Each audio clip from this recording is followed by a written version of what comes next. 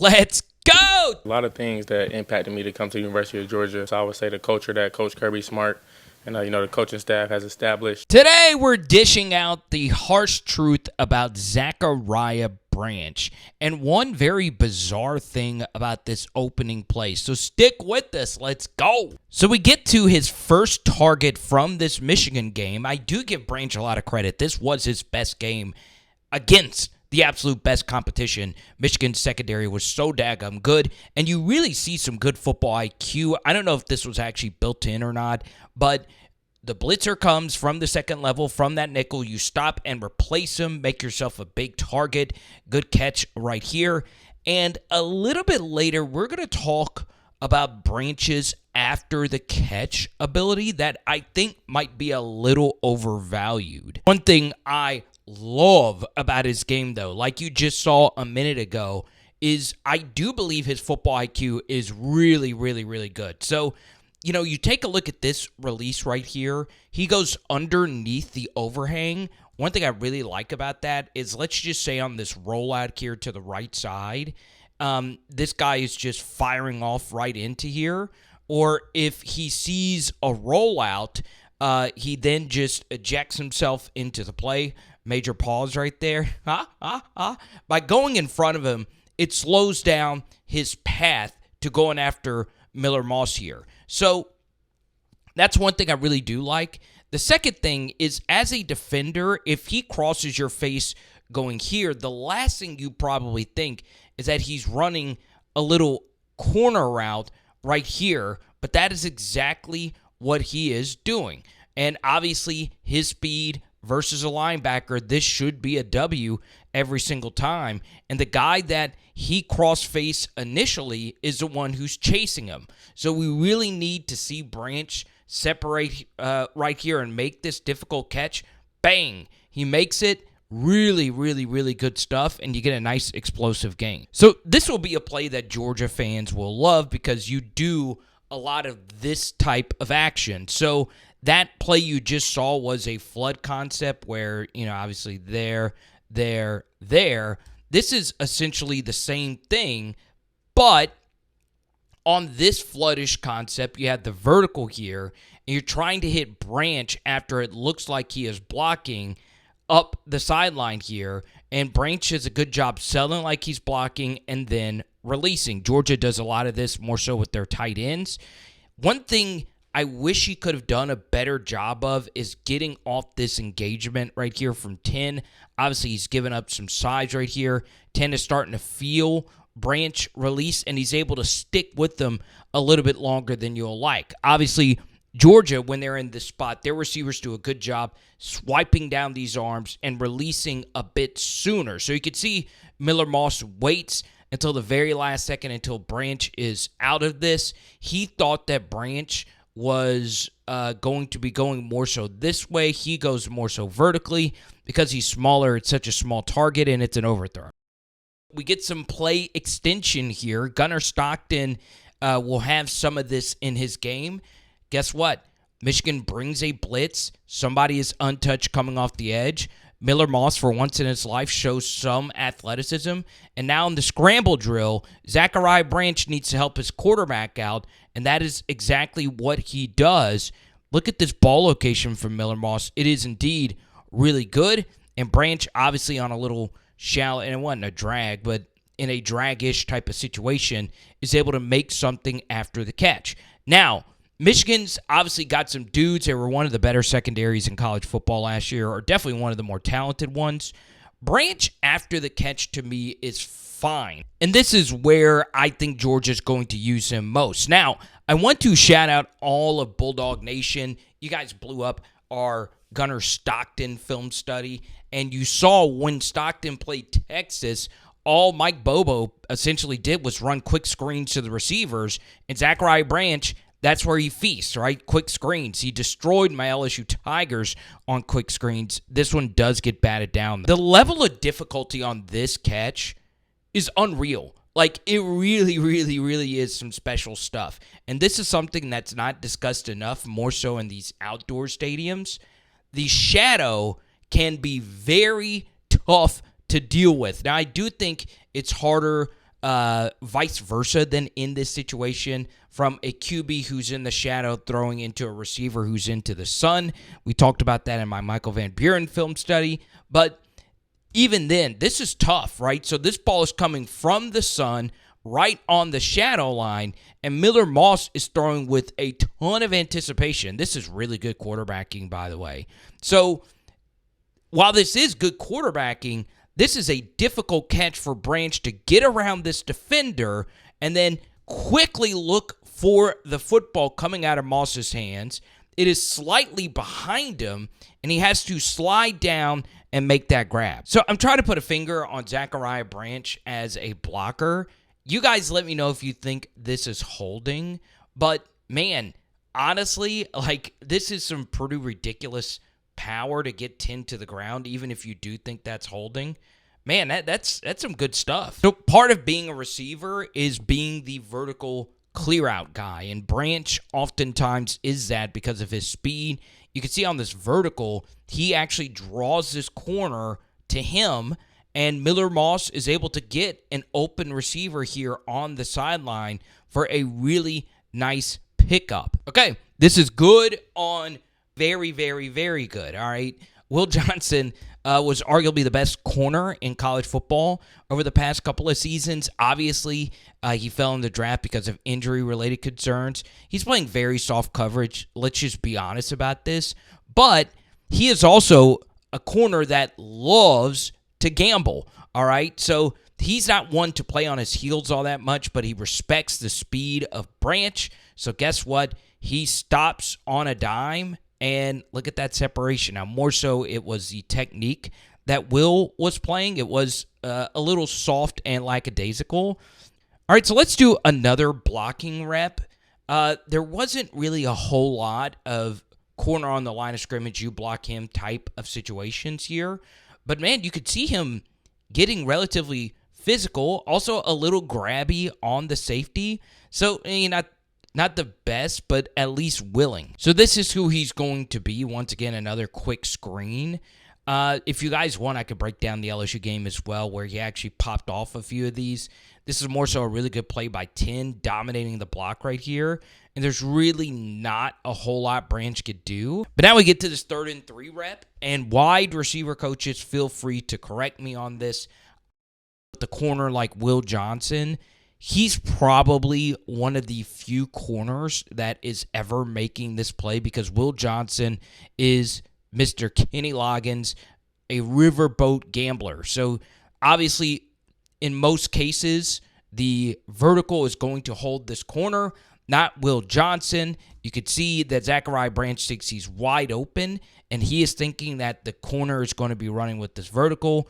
Will Johnson reads it all the way, and you could see Branch is drifting back while Johnson is running downhill to pick this off to go the other way. Now, obviously in this spot, you want the wide receiver, once he gets his heels on the yard marker here, basically, to not drift backwards. In many instances, you want him actually working back to the football. So him drifting there is not great. But also, I can understand why he thought he was going to be fine, because he didn't think Will Johnson was going to pull off a Will Johnson. But that's why it's important before the week begins. Will Johnson has plenty of plays like this, so you must be prepared for that possibility. So this next rep is going to sound very nitpicky, but this is more so a larger point in the grand scheme of football. And Kirby, of course, being one of the better coaches at the little things, will probably instill this into his roster. So this is a fumble that Zachariah Branch assumes is an incompletion. Okay? So this ball is out. Game on the line, on the road, first ever USC Big Ten game. We need you sprinting to get back into this play to potentially make a touchdown-saving tackle to prevent this from being a 17-point lead. What I do want to show you, though, is take a look at this play from Woody Marks. This is a first-round pick, Grant. He actually took it from him and started going the other way. So it's very important to point out that Michigan's DBs are just so talented, and they take more chances. So you'll see right here that Miller Moss makes the correct read. The safety is very center field, and he wants to get this football on the seam, on the hash. The corner sees it, though, and is able to crash in on it. So this ball really needs to be delivered as quick as possible and delivered with enough velocity up and down over this overhang defender. You can see the corner is just gambling on this and makes an amazing play on it. And once again, Branch had to wait on the football. Give the corner a lot of credit for making that play. One thing Branch does a good job of on these quick screens is, remember the ones we saw earlier, they were blown up? He does a really good job of avoiding disasters on these types of plays. So you could see 42 had a whale of a football game, has Branch dead to rights. Well, yes, 88 gets away with a little bit of a grab. He sees that there's no way for him to go in this direction, so he just puts his head down, gets to the sideline as quickly as he can, and due to some trip luck, he's able to get upfield and actually turn this into a positive game. And then this is Branch's final target from the game. A little unlucky that Moss really held on to it, but you take a look at the time and situation. He's trying to get as many yards as he possibly can. This USC offensive line was absolutely dreadful in this game, and you'll see that Branch ends up dropping this right here, and it would have been big because that gets you into Hail Mary territory. So, what do we make of Mr. Zachariah Branch? Now, before I give you one very shocking stat, I do want to shout out our partners for today's video, Fast Draft Fantasy. Sign up now, promo code Carter, deposit match bonus up to $50. One thing to keep in mind with Fast Draft is Brock Bowers going in the second round is disrespectful to his greatness. Obviously, if you have the advantage at tight end, you oftentimes hold the skeleton key to win your fantasy league. So go draft Brock now and win big with Fast Draft Fantasy. So part of the Branch equation is the special teams aspect. But on that kickoff return, it showed to me one thing I wish I would have seen more of with Zachariah Branch, which is elite tackle breaking ability. You actually do see it right here. You get the quick little chip and go screen right here. And take a look at this right here. That's Harold Perkins he's cutting back on. Makes one guy miss, spins off the tackle of Harold Perkins, and almost gets out of this one right here from LSU's starting corner, and he almost scored this. So I would have liked to have seen more tackle breaking and more just that final gear going to score that big touchdown. I felt when watching Zachariah Branch and all of his targets and all of that, yes, there is some really shaky QB play from going to Caleb Williams to where he is now with Miller Moss and Jada Maava, whatever his name is. But the truth is, you know, I felt like when watching him, I wanted something more.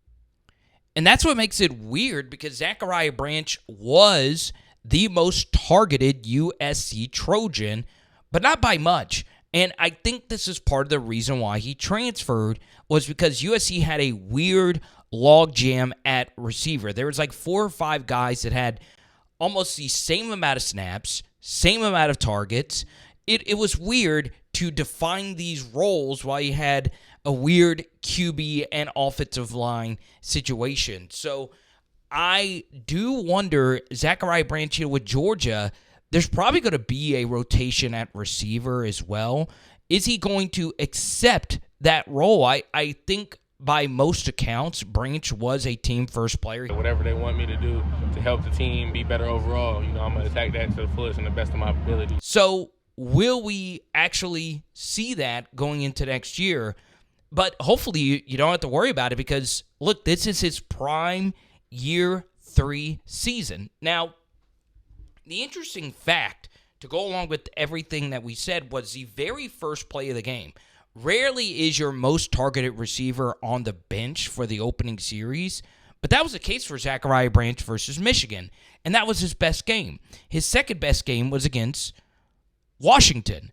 And one thing to keep in mind with both of those games, USC had a receiver go out, right? Lemon went out early in that Michigan game, which is why his snap count went up. So he was kind of log-jammed in many ways. So, for me, I don't know what it is. Obviously, he is the can't-miss 5-star, but one thing that is very fascinating about the class of 2023 wide receivers and just the class of 2023 skill guys as a whole is a lot of these guys have not done anything at all in their first couple of seasons. I'm showing you a tweet that I tweeted out from earlier today. It's messy when it comes to the production of that very heralded recruiting class. So for me, I do think the number one wide receiver for Georgia next year is going to be the more boring of the two options, and that is Noah Rogers coming over from Texas A&M. Bang! Hopefully I have a Noah Rogers film study. But for right now, go check out the Gunnar Stockton one that we linked earlier today. And let me know what you guys think down below of Mr. Zachariah Branch. It is Power Hour SEC. Boom! Tonight, we are doing steak.